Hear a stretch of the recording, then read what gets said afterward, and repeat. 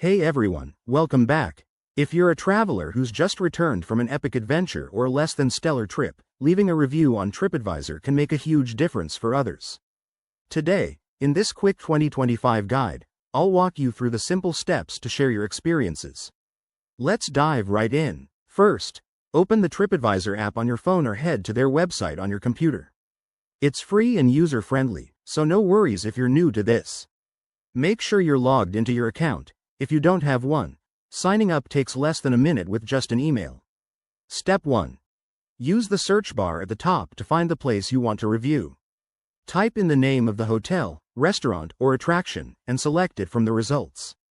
TripAdvisor's search is super smart and pulls up options fast. Step 2. Once you're on the page for that location, look for the Write a Review button. It's usually right under the existing reviews or at the top, can't miss it. Step 3.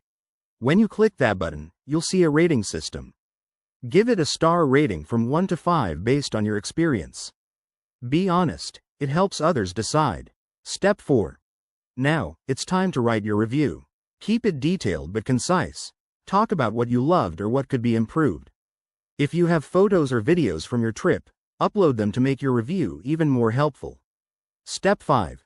Double-check your review for any typos, then hit the Submit button. TripAdvisor will review it for guidelines, and it should go live within a day or two. And there you have it. That's how you leave a review on TripAdvisor in 2025. Your feedback not only helps the community but can also influence businesses to improve. If you found this useful, hit that like button, subscribe for more travel tips, and drop a comment below with your latest trip story. Thanks for watching, and happy traveling.